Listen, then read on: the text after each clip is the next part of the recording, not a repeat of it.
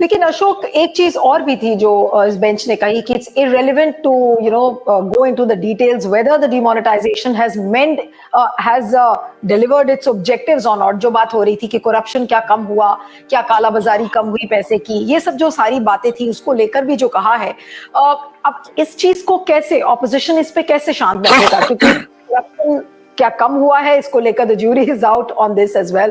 Terror क्या कम हुआ, और बल्कि जो ब्लैक मनी था वो वापस सर्कुलेशन में आ गया, और ये एक नहीं, इस पे कई आंकड़े आ चुके हैं।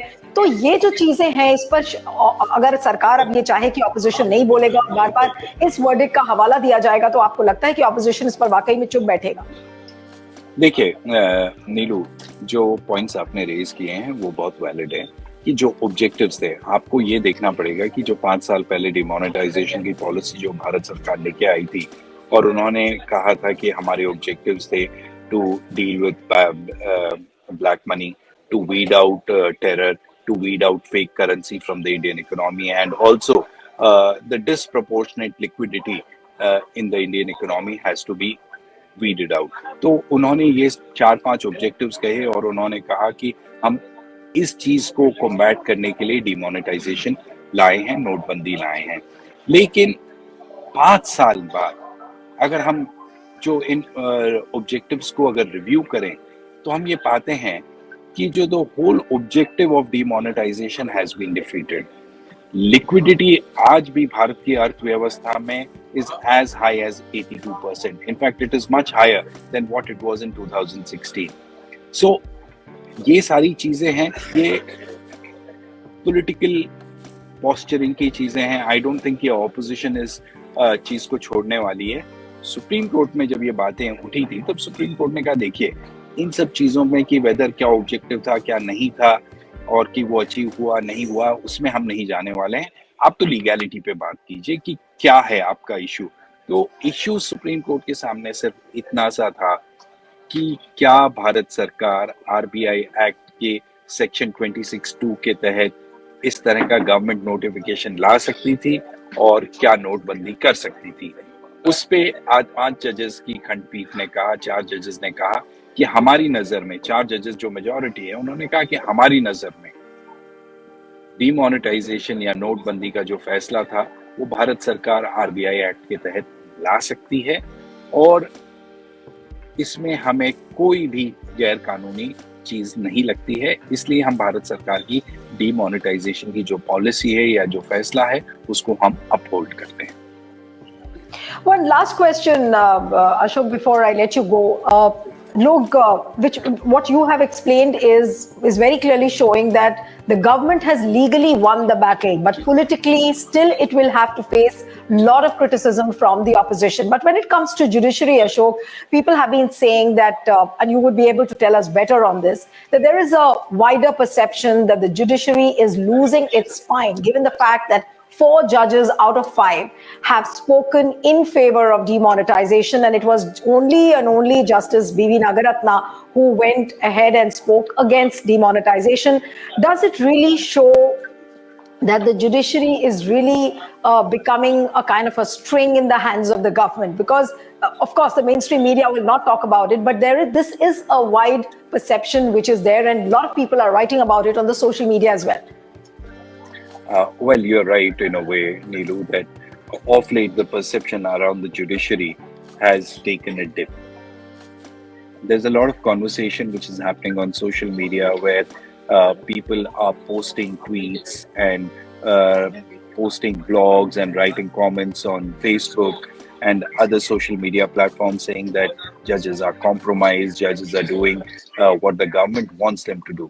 But let me tell you, as somebody who's been watching the judiciary for almost 22 years now and close quarters, I can say that most of the criticism which is leveled against the judiciary is unfair. Like, for instance, अगर हम यही मामला लेते हैं demonetisation का, demonetisation के मामले में आप देखिए कि क्रक्स ऑफ द प्रॉब्लम क्या है कि आप उसकी लीगैलिटी चेक कर रहे हैं ना कि भारत सरकार का फैसला कानूनी रूप से सही था या गलत था। अब वो कैसे चेक करेंगे वो आप देखेंगे, पहले आरबीआई एक्ट में जाएंगे कि 26(2) आपको क्या अलाउ करता है क्या नहीं अलाउ करता है। अब इन्हीं चीजों को नजरअंदाज रह के जो सुप्रीम कोर्ट की और जजेस की भूमिका होती है वो बड़ी रेस्ट्रिक्टेड होती है. It can not go into ancillary or fringe issues and also look into the issues of whether the objective was proportional or to the objectives which were sought to be achieved or not, whether they were proportional or not. Although Justice Nagaratna did speak about the doctrine of proportionality, saying that the government has to weigh whether the objectives sought are not disproportionate to the problems which are created for the people in this country. And in fact, it's a guiding principle of law.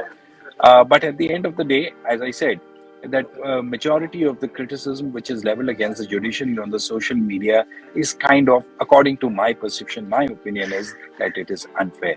Judges have to adjudicate on an issue within very narrow parameters. They have to look into the issue only from a legal perspective. They cannot look into it from any other perspective. And here again, in this Remember, particular case, when the hearings were on, a person like P. Chidambaram, he went on insisting that, the judiciary should have asked for certain documents in black and white, which it did. And at the end of the whole argument, there was a sealed envelope which was given to the bench. So does it raise any kind of doubts whether the judiciary has taken a closer look, the manner in which it should have? So all those questions still remain, and people are really wondering about what the judges have done. yes, you're right.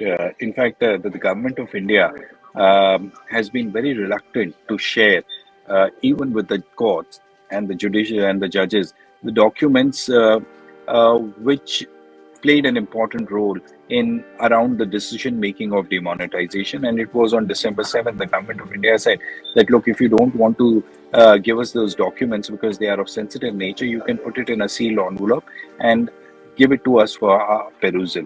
And in fact, this particular issue about whether there was enough conversation between the RBI and the government before reaching the decision of demonetization, the Supreme Court has been said that they have, in fact, they did reflect in their verdict, and they said that yes, we have received certain documents from the government of India, and after perusing and seeing those documents, we believe that there was a conversation which was going on between the government and the RBI for the last 6 months, that is preceding November 8, 2016. For the last 6 months, there was a conversation which was going on between the government and the RBI on this process or on this whole issue of demonetization. Now, it's really scary to say, it's really scary that when the government of India can put out these documents for the judges, why can't it put it out in public domain? Now, that's a larger issue. That's a larger issue that under the right to information, why is such information not available to the public? But then again, if we get into that discussion, it will take us into a whole new argument and debate. So let's confine ourselves to this issue of demonetization. Yes, certain questions will be raised that why did the government of India not share the documents with the public? Why did not they make the documents public so that it could really come out as more accountable and more transparent? Ashok Bagadia for joining on Qvive network. और जो सवाल अभी सारे इस verdict को लेकर थे वो अभी भी बने हुए हैं, और जैसा कि अशोक ने भी कहा कि हाँ, ये एक सवाल बना रहेगा कि आखिर जो केंद्र सरकार है उसने एक सील्ड एनवेलप में ये सारे डॉक्यूमेंट्स बेंच को क्यों दिए थे। लेकिन फिलहाल नोटबंदी का जो फैसला है उसको वैध करार दिया है सुप्रीम कोर्ट ने। 5 जजों की बेंच ने ये फैसला सुनाया, जिसमें कि 4 ने अपहोल्ड किया है, यानी कि उसको वैध बताया है, लीगल बताया है, और जस्टिस बीवी नागरत्ना ने इसे अनलॉफुल बताया है, गलत बताया है उस पूरी प्रक्रिया को। थैंक यू सो मच, आप हमारे साथ जुड़े। इस समय पॉइंट ऑफ व्यू में हमारी लाइव अपडेट्स लगातार जारी रहेंगी। Thank you very much.